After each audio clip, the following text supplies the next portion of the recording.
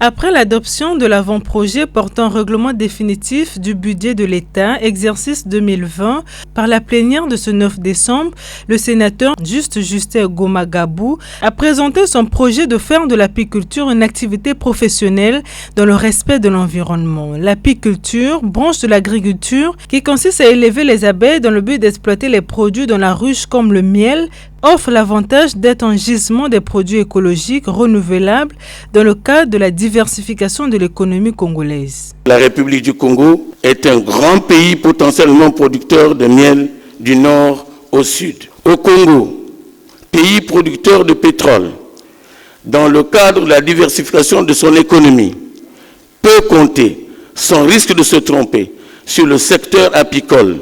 Les moyens d'y parvenir demeurent à sa portée. Il suffit de former le maximum des Congolais au métier d'apiculteur, de susciter l'intérêt des pouvoirs publics, de prendre en main cet important secteur économique par les appuis financiers conséquents, à l'instar des autres pays africains aujourd'hui producteurs et exportateurs de miel. Justin Goma-Gabou a fait la démonstration sur la plus-value que l'apiculture peut apporter dans le produit intérieur brut du pays. Permettez-moi de vous faire part du petit exercice auquel je me suis livré. Prenons l'exemple du baril de pétrole et tentons de faire une comparaison avec la production de miel vendu en baril. La capacité du baril de pétrole est en effet de 159 litres. Lorsque ce baril atteint le niveau de 70 $, son prix correspond à 42 000 francs CFA. La tonne de miel équivaut à 750 litres. Sur le marché international, son prix tournait il y a peu de temps autour de 2 000 $ US.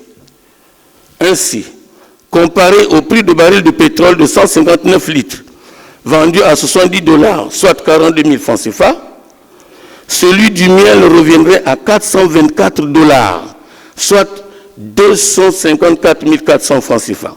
Un projet porteur d'espoir dans le processus de développement de l'agriculture au sens large, bien apprécié par le président du Sénat, Pierre Ngolo, qui devrait inspirer plus d'un parlementaire en particulier et les Congolais en général.